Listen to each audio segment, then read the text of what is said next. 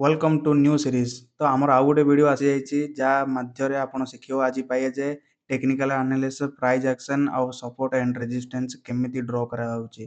तो आमे आज लाइव ट्रेड भी नबा को ट्राई करबा गोटे दिडा आमर रिस्क मैनेजमेंट हिसाब रे आमे गोटे दिडा ट्रेड नबा को मु ट्राई करी आपन देखाया पई। तो मते गोटे भाई भी कमेंट करथिले भाई किछि टैक्स माने किछि मंथ एंडिंग रे काटुची ना कोन भाई सेମିତି କିଛି ଟେକ୍ସ ଫେକ୍ସ କାଟା ହଉନି ଖାଲି ଏଇଠି ପରସେଣ୍ଟ ଦେଖୁଛ ଆପଣ ମାନେ ଏଇଠି 83%, 83, ଏଇଠି 93 ଆପଣଙ୍କୁ ସେଇ ପରସେଣ୍ଟ ହିସାବରେ ଆପଣଙ୍କୁ ମନି ମାନେ ପଇସା ମିଳିବ। ଆପଣ ଦେଖିପାରୁଥିବେ ମୁଁ ଆପଣଙ୍କୁ ଆହୁରି ବି ଆଗକୁ ଏକ୍ସପ୍ଲେନ୍ କରି କହିବି। ତ ଭିଡ଼ିଓରେ ଯେଉଁମାନେ ବି ନ୍ୟୁ ଆସିଛନ୍ତି ଗୋଟେ ଲାଇକ୍ ଗୋଟେ ସବସ୍କ୍ରାଇବ୍ ନିହାତି କରନ୍ତୁ। ଆପଣଙ୍କୁ ଗୋଟେ ଲାଇକ୍ ଗୋଟେ ସବସ୍କ୍ରାଇବ୍ କରିବାକୁ କେବଳ ଗୋଟେ 2 ସେକେଣ୍ଡ ଲାଗିବ, ମାତ୍ର ମୋତେ ବହୁତ ମୋଟିଭେସନ୍ ମିଳିବ। ତ ଚାଲନ୍ତୁ ଭିଡ଼ିଓ ଷ୍ଟାର୍ଟ କରିବା, ବହୁତ ଲମ୍ବା କରିବାକୁ ବି ଟ୍ରାଏ କରିବାନି। आम आज फास्ट ड्र करिया सपोर्ट एंड रेजिस्टेंस आपन को प्रीवियस वीडियो में आपन को कही जे 5 मिनट कैंडल स्टिक काढ़ी आम देखा चार्ट काढ़ी देखा कोडी कोडी सपोर्ट कोडी कोडी रेजिस्टेंस एड करुच्ची आम जाइए नबा ट्रेड। तो चलते आम देखा फास्ट सपोर्ट और रेजिस्टेंस कोडी कोडी रिएक्ट कर एड करमी देखु मु देखा आपण मानक मुझे किसी ड्र कर ट्रेड रे ए पेयर नहीं ट्रेड। तो देखिए आम मैक्सिमम ऑलरेडी 5 मिनट जो मैंने भी जानना ये अच्छे 5 मिनट 1 मिनट 2 मिनट 3 मिनट अच्छे आपड़ देखो फास्ट 5 मिनट को शिफ्ट हूँ शिफ्ट है आप देख मैक्सिमम कोडी कोडी एड कर सपोर्ट कोडी कोडी एड कर रेजिस्टेंस तापर जाइए आम गोटे मैक्सिमम पॉइंट आउट करी आम गोटे VSSNR एड करिया माने very support and sorry very strong support and resistance. तो चलो फास्ट आम देखा ये देख हायर हाई हायर लो सब कर आमे एमिति फास्ट बिगनर माने कौन करछे माने हर पेयर रे आमे ट्रेड करछे। तो सेमिति केबे भी करियोनी मु भी बहुत भूल करछि बहुत एता करछि। तो सेमिति केबे भी करियोनी आपण देखिए फास्ट भलो पेयर किछि देखिला पर जोड़ी माने मार्केट बहुत माने मैक्सिमम टाइम रिवर्सल हेछि रिजेक्शन रिवर्सल हेछि सेही मार्केट रे आपण जाकी ट्रेड करंतु। और मोर सजेशन रे मु आपनको कहूँ जे माने पर डे आपण गोटे गोटे चार्ट बनईरी गोटे ही दीडा माने ट्रेड नबा को ट्राई करो फास्ट छोटो कैपिटल रे तापर जाइरी आपण जदी पूरा प्रोफेशनल हल्ला परे जाइरी मैक्सिमम ट्रेड नबा पे ट्राई करो।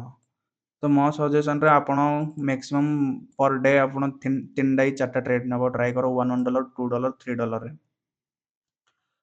एबे देखो मु एडी सपोर्ट मु माने एता करली ड्रॉ करली हमर देखिया जे कोडी कोडी सपोर्ट ऐड करछि एडारे देखो मु एडी गुटे लेवल को फाइंड आउट करली मैक्सिमम पॉइंट आउट को ऐड करछि एडी हमर देखो रेजिस्टेंस करला एडी रेजिस्टेंस और रहितो मु आपन देखौछि देखो एडी गुटे रिएक्ट करला एडी गुटे रेड पर ग्रीन आइछि एडी भी करछि। तो एडी सॉरी एडी हबनी एडी एडी एडी भी रिएक्ट करछि एडी भी रिएक्ट करछि कैंडल सेम एडी आछि। तो आमे ऊपर गुटे देखिबा गुटे सपोर्ट आउ गुटे देखिबा तळु कम ना मार्केट तळु मूव करछि हम डाउन साइड रे ट्रेड अछि हम एडा होछि साइड वेज मार्केट चलछि बर्तन पय आपण देखिबा तो आकु कोन साइड वेज मार्केट एबे देखिया हमर कोन जे गुटे सेकंड भी देखिया गुटे सपोर्ट एडी हमर फर्स्ट सपोर्ट लागिला हमर आउ गुटे सपोर्ट माने लेवल को ट्राई करिया कम पे ना मार्केट तार टारगेट होबार अछि कोडी जारी नेक्स्ट माने ऐड करियो माने market next move next target कोडी सेडा पे आमे नेक्स्ट सपोर्ट पे गुटे करिया। तो चलंतु अब 1 मिनट कैंडल को आमे शिफ्ट हेरी देखिबा जे मार्केट कोन रिएक्ट करछि देखियो देखि परछे जे मार्केट एबे ब्रेकआउट करिया पे ट्राई करछि आमे देखिया आमे मु एडी गोटे $2 रिस्क नेबी और $3 रिस्क नेबी गोटे मैक्सिमम मोर आज रिस्क मैनेजमेंट हिसाब रे मु ऑलरेडी प्रॉफिट रे अछि मु दीडा ट्रेड नबा ट्राई करी बेसी नहीं दीडा ट्रेड नबा ट्राई करी देखिया ये कैंडल ला को प्रकार रो बिहेवियर करछि तापर जाई मु नेक्स्ट पई किछि एनालाइज करी ये जदी रेड रे क्लोज करला ले मु नेक्स्ट गोटे ऑफ साइड पे मु प्लानिंग करी तापर जाई मु आपन को एक्सप्लेन करी कहि जे माने मु ट्रेड कोन पे नेली सेडा जदी ये जदी ए लेवल ऊपर जदी क्लोज करला ले मु ट्रेड नेबिनी कम पे ना गोटे एरर कैंडल दबा पे ता निहाती तार माने काम तार देखिया कोन होउची कोन नहीं मो ख्याल रे तो सॉरी एंट्री रॉन्ग हे जियो चलो मु नेली गोटे ऑफ साइड पे ମୁଁ ଲାଇଭ୍ ମାର୍କେଟରେ ବି ଟ୍ରେଡ୍ କରୁଛି। ଦେଖ ଗୋଟେ ଲଗାତାର ଯଦି ଗୋଟେ ମାର୍କେଟ ଡାଉନ୍ ସାଇଡ୍ ପାଇଁ ଆଉଛି ବେଲେ ଗୋଟେ କ୍ୟାଣ୍ଡେଲକୁ ଯଦି ବ୍ରେକ୍ କରୁଛି ବେଲେ ନିହାତି ମ୍ୟାକ୍ସିମମ୍ ଟାଇମ୍ ସିଏ ଗୋଟେ ନେଇକି ଗ୍ରୀନ୍ କ୍ୟାଣ୍ଡେଲ ବନଉଛି। ଗ୍ରୀନ୍ କ୍ୟାଣ୍ଡେଲ କ'ଣ ପାଇଁ ବନଉଛି ନା ତାର ଏ ଗେପ୍ ଅପ୍ ଗୁଡାକୁ ଫୁଲଫିଲ୍ କରିବା ପାଇଁ ଆସୁଛି। କ'ଣ ପାଇଁ ନା ଏଇଠି ଦେଖ ବ୍ରେକ୍ଆଉଟ୍ କଲା ପରେ ଇଏ ଗୋଟେ ରିଜେକ୍ସନ୍ ନେଇ ଏଇଠି ମାର୍କେଟ ଗୋଟେ ତଳୁ ଆସିବ। ମାନେ ଆପଣ ଦେଖିପାରୁଥିବେ ଗୋଟେ ଘର ବନେଇଲା ଟାଇମରେ ଛାତକୁ ଏତା କରିବା ପାଇଁ ସପୋର୍ଟ ଦେବା ପାଇଁ ଆମର କ'ଣ ଲଗାଉଛେ ନା ସେମିତି ଏଇଠୁ ରିଜେକ୍ସନ୍ ମାନେ ମାର୍କେଟ ତଳକୁ ଯିବା ପାଇଁ ଇଏ ଗୋଟେ ଏଇଠି ସପୋର୍ଟ ନେଇକି ତଳକୁ ଆସିବ। ସରି ଏଇଟାକୁ ରେଜିଷ୍ଟାନ୍ସ ଆମେ କହିପାରିବା। କ'ଣ ପାଇଁ ଏବେ ପାଇଁ ଇଏ ମାନେ ସପୋର୍ଟ ଇଏ ଯଦି ଆକୁ ଯଦି ଏଇଠି ଯଦି ଏଡ୍ କରି ଯଦି ତଳକୁ ଆସିଲା ବେଲେ ଇଏ ହେଇଯିବ ରେଜିଷ୍ଟାନ୍ସ ଆ ପାଇଁ ମାନେ କରେଣ୍ଟ କ୍ୟାଣ୍ଡେଲ ପାଇଁ ଆ ପାଇଁ ହେଇଯିବ ଯେ ଇଏ ଗୋଟେ ମାନେ କ'ଣ ଯେ ରେଜିଷ୍ଟାନ୍ସ ହେଇଯିବ। ବୁଝିପାରୁଛ ନା? ତ ଦେଖ ମାର୍କେଟ ଆପଣ ଏବେ ମୁଁ କ'ଣ କହିଥିଲି ଯେ ଆ ପରେ ଇଏ ଯଦି ବ୍ରେକ୍ଆଉଟ୍ କଲା ବେଲେ ଇଏ ନେକ୍ସଟ ମୁଭ୍ ଗୋଟେ ଗ୍ରୀନ୍ କରିବ। ଗ୍ରୀନ୍ କଲା ପରେ ଯାଇ ରେଡ୍ କଲା। କ'ଣ ପାଇଁ ନା ଇଏ ଗୋଟେ ସପୋର୍ଟ କଲା ଇଏ ସପୋର୍ଟ କଲା ଇଏ ସପୋର୍ଟ ନା ଲେଭେଲ ଇଏ ସପୋର୍ଟ ଲେଭେଲ ନା ଇଏ ସପୋର୍ଟ ଲେଭେଲ ତାପରେ କ'ଣ କଲା ଯେ ୟାକୁ ସପୋର୍ଟ ଦେଇ ଇଏ ଏବେ ରେଜିଷ୍ଟାନ୍ସରେ ୟାକୁ କନଭର୍ଟ କରିବାକୁ ଟ୍ରାଏ କରିବ। ମୁଁ ଆପଣଙ୍କୁ କହିଥିଲି ଇଏ ଯଦି କରେଣ୍ଟ କ୍ୟାଣ୍ଡେଲ ନା ଏବେ ନେକ୍ସଟ ଟାର୍ଗେଟ କୋଉଠି ହବ ଯେ ନେକ୍ସଟ ଟାର୍ଗେଟ ହବ ଏଇଠି। ଦେଖ ମାର୍କେଟ ମାନେ ଯେଉଁମାନେ ବି ବିଗନର ଅଛ ଫାଷ୍ଟ ମାର୍କେଟକୁ ବୁଝିବାକୁ ଟ୍ରାଏ କର। ଆପଣ ଯଦି ହର କ୍ୟାଣ୍ଡେଲରେ ଯଦି ଟ୍ରେଡ୍ କରିବା ପାଇଁ ଚାହିଁଲେ ଆପଣ ମେନିପୁଲେସନ ଆପଣ ଜାଣିଥିବେ। ଦେଖ ହର ବ୍ରୋକର ଚାହିଁବ ଯେ ମାନେ କେମିତି ବି ଲସ୍ କରିବା ପାଇଁ ହର ବ୍ରୋକର ଚାହିଁବ ଯେ ମାନେ ଲସ୍ କରିବା ପାଇଁ କେମିତି ବି ଦେଖ ଇଏ ଗୋଟେ ଷ୍ଟ୍ରଙ୍ଗ ରିଜେକ୍ସନ ନେଇ ଅଫ୍ ସାଇଡ୍ ପାଇଁ ମାନେ ଯିବା ପାଇଁ ଟ୍ରାଏ କଲା ଯେ ଇଏ ହବନି ଇଏ ଯାଇପାରିବନି। ଦେଖ ମାନେ କ'ଣ ପାଇଁ ନା ଏଇଠି ଗୋଟେ ବକ୍ସ ଟାଇପ୍ ରେ ଇଏ ଗୋଟେ କିଛି ଟ୍ରେଡରକୁ ନେଇକି ଏଇଠି ମେନୁପ୍ଲେଟ୍ କରିକି ତାପରେ ଯାଇ ଇଏ ଡାଉନ୍ ସାଇଡ୍ ପାଇଁ ନା ତ ଅଫ୍ ସାଇଡ୍ ପାଇଁ ଯିବ। ତ ଆମର ଗୋଟେ ଟ୍ରେଡ୍ ହେଲା ପରେ ଆମେ ପେୟାର ଚେଞ୍ଜ କରିଦେବା। ନହେଲେ ତ ପେୟାରରେ ଏ ପର୍ଯ୍ୟନ୍ତ ଯୋଉ ପର୍ଯ୍ୟନ୍ତ ଆମେ ଟିକେ ମାନେ ସାଇଜ୍ରେ ବୁଝି ନ ପାରୁଛ ସେ ପର୍ଯ୍ୟନ୍ତ ଟ୍ରେଡ୍ ନେବନି। ହଁ ଆପଣଙ୍କର ଯଦି ଆନାଲିସିସ୍ ରାଇଟ୍ ଅଛି ମାନେ ଆପଣ ସତରେ ଜାଣିଛ ଏଇଟା ଯଦି ହବ ନେକ୍ସଟ କ୍ୟାଣ୍ଡେଲ କ'ଣ ପ୍ରେଡିକ୍ସନ ତ ଆପଣ ଟ୍ରେଡ୍ କରିପାରିବେ ସେଇଟାରେ। ଯଦି ଜାଣିନ ମାନେ ଆପଣ ଛାଡ଼ିଦିଅ ମାନେ ଏମିତି ଅନ୍ଦାଜରେ ପ୍ରେଡିକ୍ସନ କରିକି ଆପଣଙ୍କ ମାର୍କେଟ ଷ୍ଟ୍ରକ୍ଚର ମାନେ ମାର୍କେଟର ବିହେଭିୟର ଦେଖିକି ଆପଣ ଟ୍ରେଡ୍ କରନ୍ତୁ। ମାର୍କେଟ କହିବାକୁ କ'ଣ ଚାହୁଁଛି ମାର୍କେଟର ଭାଷା ଯଦି ଆପଣ ପଢ଼ିବେ ବେଲେ ନିହାତି ବୁଝିପାରିବେ। ଯଦି ଆପଣଙ୍କ ଭାଷାରେ ଯଦି ଆପଣ ଯଦି ବୁଝିବେ ବେଲେ ଡେଫିନେଟଲି ଲସ୍ କରିବେ। ଜେନ୍ୟୁଅଲି ମୁଁ କହୁଛି ଆପଣମାନଙ୍କୁ ଯେଉଁମାନେ ବି ଟ୍ରେଡିଂ କରୁଛ ଆପଣ ରିସ୍କ ମ୍ୟାନେଜମେଣ୍ଟ ସହିତ ଚାଲ। ରିସ୍କ ମ୍ୟାନେଜମେଣ୍ଟ ଯଦି ଆପଣଙ୍କ ପାଖରେ ନଥିବ ବେଲେ ଡେଫିନେଟଲି କହୁଛି ଆପଣ ମାର୍କେଟ ଭିତରେ ବେଶୀ ଦିନ ବି ଟିକି ପାରିବେନି। ଚାଲ ମୁଁ ଆପଣଙ୍କୁ କହିଥିଲି ଦୁଇଟା ଟ୍ରେଡ୍ ନେବା ପାଇଁ ମୁଁ ଆଉ କିଛି ଗୋଟେ ଭଲ ପେୟାର ଦେଖୁଛି। ଦେଖ ମୁଁ 5 ମିନିଟ୍ ପାଇଁ ମାନେ 5 ମିନିଟ୍ରେ ମୁଁ ସିଫ୍ଟ ହେଇଛି ଏବେ। ଏଇଠି ମୁଁ ଏବେ ଆଥରେ କ'ଣ ଯେ ଗୋଟେ ଦେଖି ଷ୍ଟ୍ରଙ୍ଗ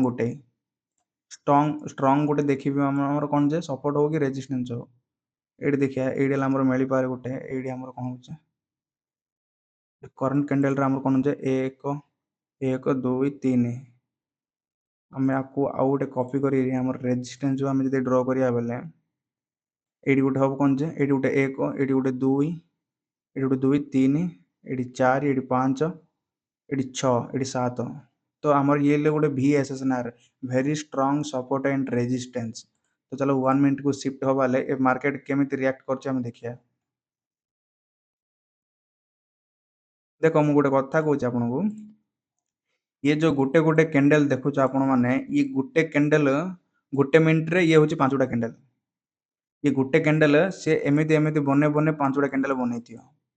ବୁଝିପାରୁଛ ନା ଇଏ ହେଉଛି 5ଟା କ୍ୟାଣ୍ଡେଲ 5 ମିନିଟିଆ କ୍ୟାଣ୍ଡେଲର ଇଏ ହେଉଛି 5ଟା କ୍ୟାଣ୍ଡେଲ ମାନେ ଗୋଟେ ମିନିଟ୍ ଯଦି ସିଫ୍ଟ କରି ଦେଖିବା ବେଲେ ଦେଖିବା ଏବେ କ'ଣ କରୁଛି କେମିତି କରୁଛି କ'ଣ ରିଆକ୍ଟ କରୁଛି ମାର୍କେଟ। ସାୟଦ ଭିଡ଼ିଓ ବହୁତ ଲମ୍ବା ହେଇପାରେ ଟିକେ ଆପଣ ନିହାତି ଦେଖନ୍ତୁ। ଟ୍ରେଡିଂରେ ଆପଣଙ୍କର ଫ୍ୟୁଚର ଅଛି। ଆପଣ ଯଦି ଭଲସେ କରିବା ପାଇଁ ଟ୍ରାଏ କରିବେ ଡିସିପ୍ଲିନରେ କରିବାକୁ ଟ୍ରାଏ କରିବେ। ଏବେ ଦେଖିବା କ'ଣ ହେଉଛି ତଳ ରିଜେକ୍ସନ ନେଇଛି ଆର ନେକ୍ସଟ କ୍ୟାଣ୍ଡେଲରେ ମୁଁ ନେବି କି କ'ଣ ମୁଭ୍ କରୁଛି କ'ଣ କେମିତି ଦେଖ ମାର୍କେଟ ଏବେ କ'ଣ ଅଛି ମାର୍କେଟ ଟ୍ରେଣ୍ଡ ଦେଖ ଡାଉନ୍ ସାଇଡ୍ରେ ଅଛି। ତ ଆମେ ମ୍ୟାକ୍ସିମମ୍ ଟ୍ରାଏ କରିବା ଯେ ଡାଉନ୍ ସାଇଡ୍ ପାଇଁ ଆମକୁ କିଛି ଟ୍ରେଡ୍ ମିଳିବା ପାଇଁ। ବୁଝିପାରୁଛ ନା କ'ଣ ମାନେ ଟ୍ରେଣ୍ଡ ହେଲେ ଡାଉନ୍ ସାଇଡ୍ରେ ଅଛି ଫାଷ୍ଟ କନଫର୍ମେସନ୍ 2 ନମ୍ବର କନଫର୍ମେସନ୍ କ'ଣ ଯେ ଆମ ଟ୍ରେଣ୍ଡ ଅଛି ଟ୍ରେଣ୍ଡ ଲାଇନ୍ ସରି ରେଜିଷ୍ଟାନ୍ସ ଲାଇନ୍ ଅଛି। ସେ ପାଇଁ ଆପଣ ଦେଖନ୍ତୁ ଫାଷ୍ଟ ଟ୍ରେଣ୍ଡ ଦେଖ ଏଇଟା ଗୋଟେ ବଡ଼ କ୍ୟାଣ୍ଡେଲ୍ ବନେଇଲା। ଆମେ ଦେଖିବା ଚାଲ କିଛି ଭଲ ଆଉ ଗୋଟେ ପେୟାର ଦେଖିବା। ଦେଖ 77% ରେ ଆପଣ ବହୁତ ମ୍ୟାକ୍ସିମମ୍ ଆଭଏଡ୍ କରିବାକୁ ଟ୍ରାଏ କର। କଣ ପାଇଁ ନା ପରସେଣ୍ଟ ବହୁତ କମ୍ ଦଉଛି। ଆଉ ଯଦି 5 ମିନିଟ୍ ସିଫ୍ଟ ହେଇ ଏଠି ଦେଖିକି ଏଠି ଗୋଟେ ଅଛି ରେଜିଷ୍ଟେନ୍ସ। ଏଠି ଗୋଟେ ରେଜିଷ୍ଟେନ୍ସ ବନେଇ ପାରେ ବୋଧେ। ଏଠି ସପୋର୍ଟ ଲେଭେଲ ଅଛି। ମାର୍କେଟ ନେକ୍ସଟ ମୁଭ୍ କଣ ହବ ତାର ଡାଉନ୍ ପାଇଁ ଆସିପାରେ। ତାହେଲେ ଆ ପରେ ମୁଁ ଡାଉନ୍ ପାଇଁ ଯିବି। ଆ ପରେ ମୁଁ ଗୋଟେ ଡାଉନ୍ ସାଇଡ୍ ପାଇଁ ମୁଁ ପ୍ଲାନିଂ କରି।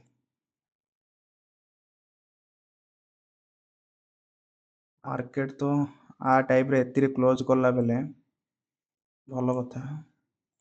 ମୁଁ ଯୋଉଠି ଲେଭେଲ ମାର୍କ କରିଛି ସେ ଉପରକୁ କଲେ ଟିକେ ବେଡ୍ ହେଇପାରେ। ଫିର୍ ବି ଦେଖିବା ଗୋଟେ ଡାଉନ୍ ପାଇଁ ଟ୍ରାଏ କରିବା। ମୁଁ ରିକ୍ସ ଏଇଠି $1 କରିଦିଏ। ଚାଲନ୍ତୁ ଦେଖିବା। ଡେଫିନେଟଲି ଏଇଟା ଆମର ୱିନ୍ ହେବାର ଅଛି। କଣ ହଉଛି କଣ ନାହିଁ। ତାହେଲେ ମୋ ଅନଲେସରେ ଇଏ ନିହାତି ଆସିବାର ଅଛି। କଣ ପାଇଁ ନା ଯଦି ମାର୍କେଟକୁ ଯିବାର ଥିଲା ହେଲେ ସେ ଏ କ୍ୟାଣ୍ଡେଲରୁ ହିଁ ଯାହା ଥା ନା। ଇଏ ତ ହେଲ୍ଦି କ୍ୟାଣ୍ଡେଲ ଥିଲା ନା। ସେମିତି କିଛି ମାନେ ୱିକ୍ ନଥିଲା କିଛି ନଥିଲା ନା। ମାନେ ଡାଇରେକ୍ଟ ତାର ହେଲ୍ଦି କ୍ୟାଣ୍ଡେଲ। ସେ ହେଲ୍ଦି କ୍ୟାଣ୍ଡେଲରୁ ଆସି ଯିବା କଥା। ସେ କମ ପାଇଁ ମାନେ ଆସିଲା କମ ପାଇଁ ନା ମାର୍କେଟକୁ 80-30 ଆସିକି ଟଚ୍ କରି ଏମିତି ଯାଇପାରେ। ବୁଝିପାରିଲେ ନା। ତ ଇଏ ଗୋଟେ ଏରର କ୍ୟାଣ୍ଡେଲ ଟାଇପର ଦେଲା। ଯଦି ମାର୍କେଟ ଆପଣ ଆଉ ଗୋଟେ ମାନେ ମାଇଣ୍ଡରେ ଭାବିଥିବେ ଯଦି ମାର୍କେଟରୁ ଆସିବାର ଥିଲା ତ ସେ ଏଇ କ୍ୟାଣ୍ଡେଲରୁ ଆସିପାରିତା। ତ ଦେଖ ଏ କ୍ୟାଣ୍ଡେଲ ବି ଗୋଟେ ହେଲ୍ଦି କ୍ୟାଣ୍ଡେଲ। ଆପଣ ଦେଖିପାରୁଥିବେ ଆର ପ୍ରେସର ଥିଲା କଣ ଯେ ବାୟର। ତ ନେକ୍ସଟ କଣ ଯେ ଗୋଟେ ବାୟର ହେଇଲା। ବାୟର ହେଲା ପରେ ଇଏ ଆସିଲା ଗୋଟେ ସେଲର କ୍ୟାଣ୍ଡେଲ। କଣ ନା ମାର୍କେଟକୁ ଯେମିତି ବି ଡାଉନ୍ ସାଇଡରେ ଆସିବାର ଅଛି। ଏବେ କଣ ହଉଛି ଅଲରେଡି 8 7 6 5 4 3 2 1 ୱିନ୍।